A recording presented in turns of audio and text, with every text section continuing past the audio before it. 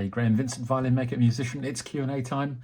Before I do start the Q&As, just a little bit of waffling and general thoughts. Morning, folks. Graham Vincent, violin maker and musician. And I just wanted to have a general chat, really, about the channel and what to do and so on. What am I doing this morning? If it looks like I'm repairing the knob on a pan lid, that's because I'm repairing the knob on a pan lid. It's kind of we all live in the real world and we all have all sorts of stuff to do, don't we? And yeah, I really enjoy doing these videos. I love doing these videos as a workshop and the violin making I'm doing and so on. But it's not my whole life. It's not everything I do. And sometimes I kind of feel that the sort of subject range that I'm dealing with, the subject matter I'm dealing with, just violin making, well, sometimes I feel as though I'm going over the same ground again and again, and I just want everyone's opinion, really. Do you want me to just stick religiously to violin making, or do you want me to allow other things in my life to sort of creep into these videos as well? So I guess the question I'm asking really is, are you here just for violin making, or are you here just to see what Graham Vincent's up to and also to learn a bit about violin making? I'm kind of wondering, for example, I've just bought myself a tiny little, very cheap sailing boat, a little yacht, and I'd love to do some videos about that as we go, because I'll be doing some repair work to it and so on. And I just wondered whether you would be interested or not. I could do it in a number of ways. I could start a completely different channel, but I don't really want to do that because that just sounds like a lot more work. I kind of could split my content up into very specific playlists, so I could have violin making as a playlist, so that if you were just here for violin making, you would click on the violin making playlist, or just maybe everything else as a playlist as well. So yeah, I'm really interested to hear your thoughts. Anyway, on with this repair. And also on with the Q&A. What I'm going to do is just basically have a look at all the comments that have come in over the last week, on not only on the Q&A video from last week, but also just generally have a look at what's been going on and comments that have been made on all the videos. So what we got a chap called Gwit Fiddle has left a comment on, it was number 113, violin makers' thumb planes, making them work well. Thank you so much for the video. I have a couple of Ibex small planes that cut really well and a couple of cheap Chinese ones that don't. Your explanation of the cutting angles relating to the sharpening angle of the bevel makes so much sense. I will now regrind the ones that don't work so well. That bevel angle on the iron is probably exactly the issue. Oh yeah, I have a couple of spoke shaves that probably suffer from the same issue. Yep.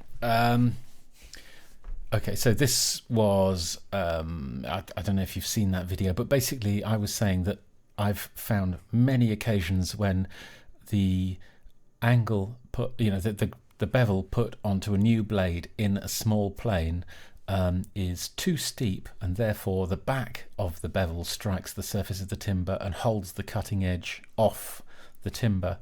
And as this chap has sort of said, that's exactly what's going on with his Chinese ones as well. So obviously these things are never tested in the factory before they go out. Someone is in the sort of blade sharpening department has been told to sharpen blades, they sharpen blades, and someone has been told to put them together and they do that, and then they're shipped out at a very modest cost, which is what we like, but it would be nice if they worked. But like I say, it doesn't take that much effort to actually get them to work. So yeah, there we go. Right, what else have we got? Let's have a look at this one. This is video 143, making a violin making knife. And it's a comment. Aha. Same chap. Good fiddle. Aha. Never thought to use wood screws like that for knives. I might have to give this a try. I have some spring steel stock reclaimed from my last job, all ready to cut the size for a X-Acto type blade with a longer tang. Yeah, I mean, all of these, I mean, knives. I mean, the thing about violin making knives, it's nice to have a whole mix of different sizes and shapes, and so, I mean, the method I showed of actually sort of using wood screws is just one way of making a knife. It's a fast, easy way. One that works really well. You can make a variety of sizes using that, but yeah, you want all sorts of different knives basically. So whichever, go for it, I say. You almost whatever knife you end up making, you'll find a use for it somewhere. So we had a comment on video number 76, thicknessing a violin front. Does thickness even matter? I asked. So Patricia JRS 46. Why wouldn't you start with a chisel instead of a thumb plane? It seems that a thumb plane would seriously take too long. I also notice you're not just going in one direction. Does wood grain direction matter? Okay, a couple of things there. First of all, I think it took me about 40 minutes to go from the start of the job to having finished it. So that is pretty fast. A lot faster than most people actually sort of manage to thickness the front. It works for me. Like I've said many times, these aren't how-to videos. They are merely me showing you how one person does them on occasions, and I don't always do these things the same way. So it's just I'm just trying to increase your armory of possible options of how to tackle something, and a really sharp thumb plane takes off a huge amount of material in a very controlled way. So if you've got a sharp tool like that, and if that particular piece of timber is responding well to a thumb plane, it's pretty debatable whether using a chisel, a gouge in fact, I think you mean, would be any faster, because going with the gouge, yeah, you can take off larger chunks, but you have to go much more carefully and more slowly, because you are taking off such large chunks, it's easy to go wrong quickly. If that makes sense, using the thumb plane is such a controlled way of doing it in comparison. I was appearing to go against the grain, because I mean the violin front isn't a simple bowl shape.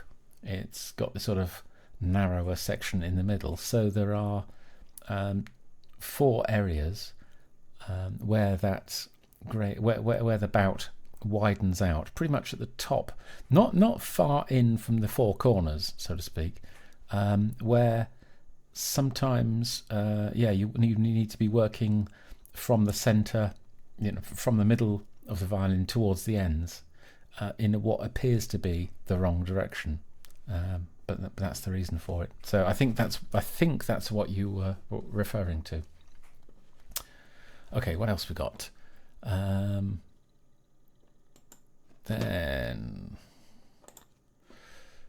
making a 15-inch viola, part 5, number 163. Yeah, Joe Hallas 378.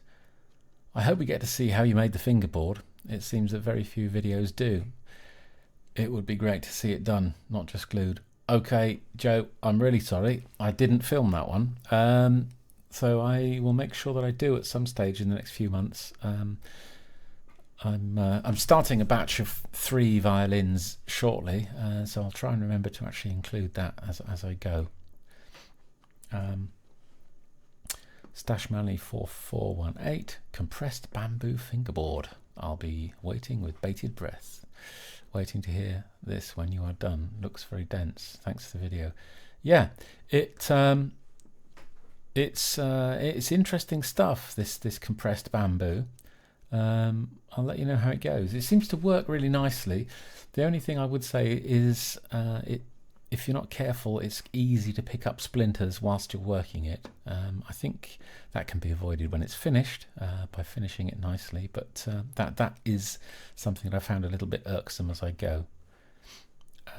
And then on the same video there was a comment from DIY Dark Matter. You know, it always amazed me how wood can be worked. The old rule is that you can always take away, but you can't add back wood. I find this is not just true in a lot of cases. Your patch job is proof of sorts. Yeah. And he goes on to say he's made things just for fun out of sawdust and glue. I made a bowl that didn't really turn out the way I wanted it to, but it still turned out. The hard part of that was I didn't layer it so the glue dried on the outside, and on the inside it would not dry. Okay, that makes sense. So basically, I mean, a lot of glue is effectively waterproof. So yeah, if the outside dries, then you will have made a waterproof sealed container with wet glue on the inside. So that sounds like that's what happened. Okay, I've got a few questions on the Q&A from this last week as well, but you know what? I think I'm going to leave them until next week. I don't want to make this video too long. Obviously, in the background, you've been watching me whittling away at that 15-inch viola. That's coming on really nicely. I mean, I'm hoping to be varnishing that very shortly. But anyway, I did mention something about a boat, didn't I? So just for your amusement, here's a little bit of video I took today when I went to see the boat. I bought a boat, Custard. Fantastic. It's tiny. It's a little 18-foot Hurley. It's not bad, Nick. I think it's going to be okay.